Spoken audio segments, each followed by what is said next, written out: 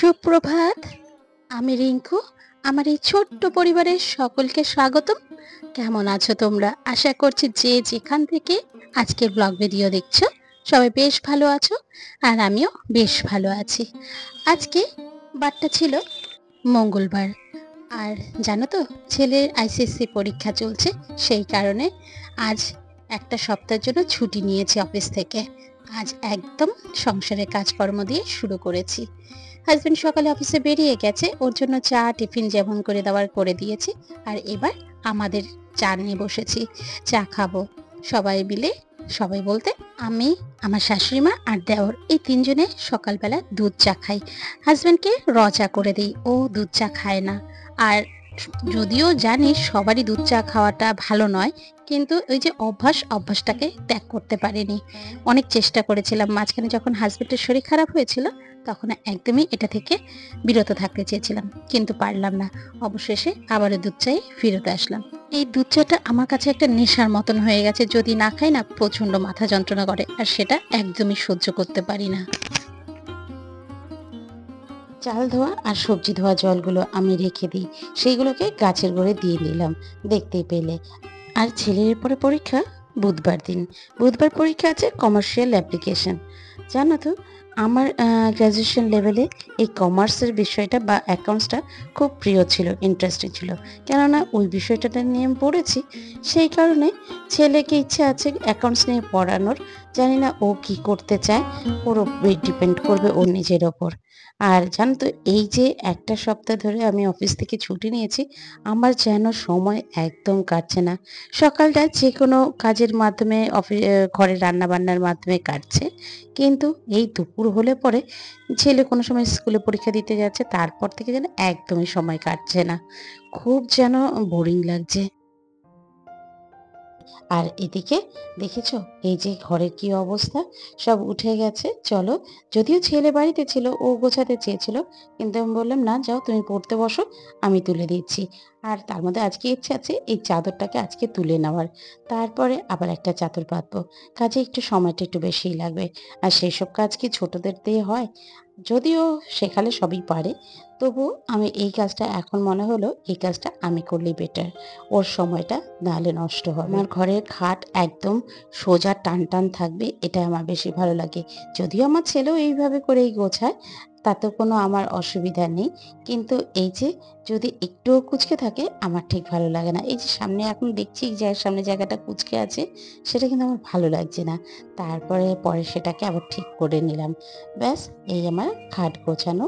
পুরো বিছানাটাকে সুন্দর করে পরিপাটি করে গোছালাম। মাঝে মাঝে যদি এরকম পরিপাটি করে খাট গোছানো হয় না, ঘুমিয়ে বেশ শান্তি লাগে। চলো, আর বকবক করলে হবে না। এবার সকালে যে জলখাবারটা করেছিলাম সেই ভিডিওটা এখন তোমাদের সাথে শেয়ার করছি। আজকে সকালে জলখাবার করছিলাম আলু আর কুমড়ো দিয়ে একটা তরকারির মতন, রুটির সাথে খাওয়া হবে। ৫ ফোড়ন দিয়ে নিয়েছিলাম, সাথে শুকনো লঙ্কা বা কাঁচা লঙ্কা দিতে পারো। আর কিচ্ছু না, শুধুমাত্র হলুদ আর নুন মিষ্টি। এই দিয়ে একটু সামান্য অল্প মাখা মাখা মাখা জল থাকবে, সেই দিয়ে তরকারিটা করব। আর এটা না রুটি দিয়ে খেতে কিন্তু খুব ভালো লাগে। একটু চেষ্টা করি ঘরে যা খাবার খাবো রুটির সাথে, সেটা একটু অন্যরকমভাবে করার। ব্যাস, তারপরে এখানে গ্যাসটা কমিয়ে দিয়েছি। ব্যাস, দেখলে আমার তরকারিটা হয়ে গেল। আর ওদিকে এই মাঝখানের সময়টা আমি কাপড়গুলো কেচে এসেছি, সেটা পরে দেখাচ্ছি। যেহেতু রুটিটা এর সাথে লিঙ্কেড, সেই জন্য ভাবলাম এই কাজটা এখানে দিয়ে দিই। আর এই রুটি করার সময় রুটিগুলো যদি ফুলে, মনটা কিন্তু বেশ ভালো লাগে। প্রত্যেকটা হবে কি জানি, এবার কি এটা ফুলবে না, এটা কি ফুলবে? যাই হোক, এখন মোটামুটি সবকটা রুটিগুলো ভেজে নিলাম। শাশুড়ি মা আর সমস্ত রুটি বেলে টিফিন তো দিয়েছেন, গুছিয়ে দিয়েছিলাম। আমি কিন্তু তারপরে এখানে এবার হচ্ছে আমরা সবাই মিলে টিফিন করব, মানে ছেলেকে দেবো, শাশুড়ি মাকে দেবো, আর নিজেও খাবো। এই পর্যন্ত ভিডিও দেখে তোমাদের যদি কোনো অংশ ভালো লেগে থাকে, প্লিজ একটা লাইক কমেন্ট করে দিয়ে যেও। আর তুমি যদি আমার চ্যানেলের নতুন বন্ধু হয়ে থাকো, চাইলে আমার চ্যানেলটাকে সাবস্ক্রাইবও করতে পারো। আর এই যে এখানে দেখছো পুজোর সমস্ত বাসন ধোয়া পরিষ্কার হয়ে গেছে। এগুলোকে আগে তুলে নেব, পরিষ্কার করে নেব। সেই জায়গাটাকে আর দেখালাম না। এই যে তোলা হয়ে গেছে, সব স্টোর রুমে ঢুকিয়ে দিলাম। আর এইদিকে দেখো আমার গোপাল সোনাকে সকালে জল সেবা দেওয়া হয়েছে, বাল্য সেবা দেওয়া হয়েছে। আর গোপাল সোনা কিন্তু খিলখিল করে হাসছে। আর তোমাদেরকেও গোপালের দর্শন করিয়ে দিলাম। গোপালকে দেওয়া হয়েছে নকুলদানা আর জল। এই যে এইভাবে দেওয়া হয়েছে। চলো ওদিকে যাই, বাজার চলে এসেছে। সেইগুলো একটু, রান্নাগুলো একটু তোমাদের সাথে শেয়ার করে নিই। আবার তো ছেলেকে পড়াতে বসতে হবে।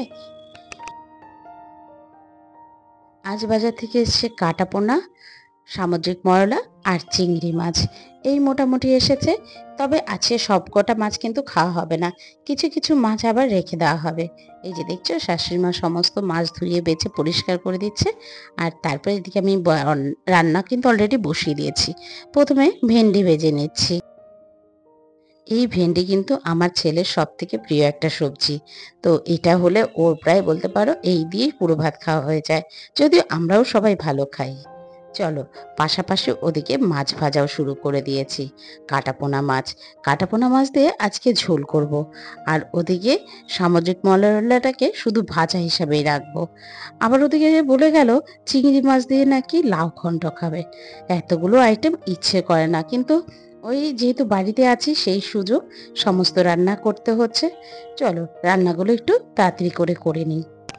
জানো তো বর্তমানে ইউটিউবে যে আমার ভিউজ এতটা কেন ডাউন হয়ে যাচ্ছে বুঝতে পারছি না। যদিও বুঝতে পারছি একটা কারণ হচ্ছে আমি রেগুলারিটি মেনটেন করতে পারছি না। ভিডিও করা আছে কিন্তু এই যে ভয়েস ওভারটা সেটা দেওয়ার ঠিক প্রপার টাইম হয়ে উঠছে না। অনেক সময় রাত জেগে হলেও দিতাম, কিন্তু এখন যেন সেই রাত জাগছি না। যবে থেকে হাই প্রেশার ধরা পড়েছে তবে থেকে কিন্তু একটু সেই জিনিসটা নিয়ে একটু চিন্তায় পড়ে গেছি। তাই সেই কারণে প্রেশারের ওষুধটা যখনই রাত্রে খেয়ে নিই তারপর যেন কেমন যেন একটু ঘুম ঘুম পায়। সেই কারণে এখন যেন মনে হয় না, এইসব থাক, আগে ঘুমিয়ে নিই। ভাবছি ইউটিউবে কি এখন থেকে ভয়েস ওভার দেব না, শুধু মিউজিক দিয়ে কি ভিডিওগুলোকে ছাড়বো, তাতে কেমন লাগবে? এই সম্পর্কে তোমাদের কিছু আইডিয়া থাকলে একটু বলো তো। যদি ধরো আমি ভিডিও ঠিক প্রপার টাইমেই যাবে, কিন্তু যেন আমি কোনো ভয়েস ওভার দেব না। আবার ভাবি ভয়েস ওভার ছাড়া জিনিসটা যেন ঠিক সৌন্দর্য লাগে না। কিছু তো বলি, কিছু তো বলি, আমাদেরও তোমাদের সাথে গল্প করতে ভালো লাগে সেই কারণে। আর এই দেখো তোমাদের সাথে কথা বলতে বলতে একদিকে কিন্তু চিংড়ি মাছ ভাজা দিয়েছি, আর একদিকে কিন্তু সামুদ্রিক মরলাগুলোকে ভেজে রাখছি। ওগুলো শুধু ভাতের সাথে প্রথমেই খাওয়া হবে। আর এই যে চিংড়ি মাছগুলোকে ভেজে তুলে রাখছি। তার মধ্যে কিন্তু হাজব্যান্ডের জন্য যখন লাউ চিংড়ি করব, তার মধ্যে কিন্তু কোনো চিংড়ি মাছ দেব না। ওর জন্য আগে তুলে রেখে তারপরে চিংড়ি মাছ দেবো। এইভাবে করে একটু ভেবে চিন্তে রান্না করি। আসলে ওর শরীরটার দিকেও তো তাকাতে হবে। ওই তো আমার বাড়ির বৃক্ষ, বটবৃক্ষ। তো ওকে তো আগে ঠিক রাখতে হবে। তাহলেই তো আমরাও সমস্ত ঝড়-ঝাপটা থেকে ভালো থাকবো, বলো? কি বলতো প্রতিটা সদস্যের প্রতি কিন্তু আমাদের মেয়েদেরই নজর রাখতে হবে। তারা যদি সুস্থ থাকে তখন কিন্তু আমরাও সুস্থ থাকবো, আমরাও ভালো থাকবো। কাজেই আমরা মেয়েদের হিসেবে অনেক দায়িত্ব থাকে। আর এই দেখো আমি যখন ভয়েস ওভার দিচ্ছি মাঝে মাঝে কোকিলের ডাকটা শুনতে পাচ্ছি। এটা কিন্তু অনেক দিনের আমার ইচ্ছে যে আমি একটু আমার এই ইউটিউবের যখন ভয়েস ওভার থাকবে পাশে একটু কোকিলের আওয়াজ থাকুক। দেখো আজকে কিন্তু অলরেডি আমার সমস্ত রান্না হয়ে গেছে। এইসব রেসিপি এগুলো আর শেয়ার করলাম না। এদিকে ডাঁটা, আলু, বেগুন দিয়ে ঝোল করলাম, চিংড়ি মাছ দিয়ে লাউ ঘন্ট, ছেলের জন্য একটা মাছ ভাজা তুলে রাখলাম, আর ওইটুকু চিংড়ি আর দিলাম না। আর এদিকে ভেন্ডি ভাজা করে রেখেছি, আর এখানে মরলা মাছ ভাজা। ব্যাস দুপুরের এটাই লাঞ্চ। আর ওদিকে হাজব্যান্ডের জন্য লাউ ঘন্ট রেখেছি, এটার মধ্যে কিন্তু চিংড়ি মাছ দেইনি, এই জন্য এটাকে আলাদা করে রাখলাম। চলো, ওদিকে শাশুড়ি মা আবার গোপালকে স্নান করাচ্ছে। বলে আমার গোপালেরও একটু ছবি নিয়ে যাও, যেহেতু বাড়িতে আছি সবার দিকে খেয়াল রাখতে হয়। চলো গোপুসোনাকে একটু দেখিয়ে দিই। গোপুসোনাকে জল দিয়ে স্নান করাচ্ছে। যা গরম পড়েছে এখন ভাবা হচ্ছে ডেইলি স্নান করাতে হবে। যেহেতু এত বড় গোপাল, তো আমি রেগুলার স্নান করাতাম না, শঙ্খ দিয়ে জল ঘুরিয়ে স্নান করানো হতো। তবে এখন মনে হচ্ছে না, এই গরমে গোপুসোনাকে ডেইলি স্নান করাতে হবে। আমার সংসারে কিন্তু সবাই মিলে বেশ সাহায্য করে। যেমন ধরো শাশুড়ি মা ১ম এ সবজি কেটে দিয়ে গেছে, ওদিকে রুটি বেলে দিয়ে গেছে। তারপর এই যে পুজো করতে এসেছেন। আর এই দেখো আমার সমস্ত ঠাকুররা একদম সুন্দর করে সেজে উঠেছে। আর এরপর আবার যখন আসছি দুপুরে খাওয়া-দাওয়ার কমপ্লিটের পর। আর যদিও হেল্পিং হ্যান্ড আছে তো সব বাসন তো হেল্পিং হ্যান্ডের জন্য রাখা যায় না। কিছু, কিছু নিজেদেরও ধুয়ে রাখতে হয়। তাই সমস্ত বাসনগুলো ধোয়া হয়ে গেল। আর এদিকে একটু আজকে সবজি বেশি কাটা হয়ে গেছিল সেটাকে রেখে দিলাম। সেটা আবার আগামীকাল রান্না হয়ে যাবে। ব্যাস এবার এই বাসনগুলো দুপুরে খাওয়া-দাওয়ার পর ধুয়ে পরিষ্কার করে রাখলাম। চলো এরপর একটু রেস্ট নিয়ে নিই। তারপর আবার তোমাদের সাথে দেখা হচ্ছে সন্ধ্যের পর। সন্ধ্যে পুজো দেওয়া হয়ে গেছে। ছেলে পড়তে বসে গেছে। তো যদিও ওর আগামীকাল যে কমার্স নিয়ে পড়া আছে সেটা পড়ছিল। আর আমিও তার পাশে কিছুক্ষণ বসলাম। আর এরপরে আমি আবার আমার কাজে নেমে পড়ব। আমার কাজ মানে সন্ধ্যের পর ছেলেকে একটু পড়ানো, জামাকাপড় গোছানো, সন্ধ্যের খাবার-দাবার সমস্ত ফ্রিজ থেকে বের করা বা টিফিন করা এই সমস্ত। আর চলো এবার সমস্ত জামা কাপড়গুলোকে আগে ভাঁজ করে রাখি।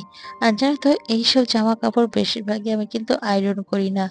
এগুলো বেশিরভাগই আমি তোশকের তলায় বা ম্যাট্রেসের তলায় রেখে দিই এবং সেটা কি বেশ পাট পাট হয়ে যায়।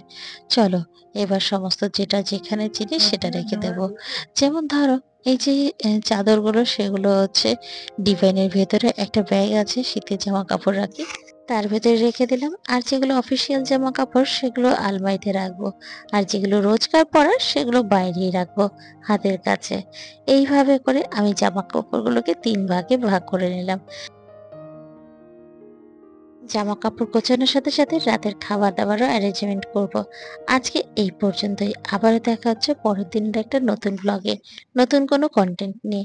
ততক্ষণ তোমরা সবাই ভালো থেকো, সুস্থ থেকো। Tata, good night, have a sweet dream.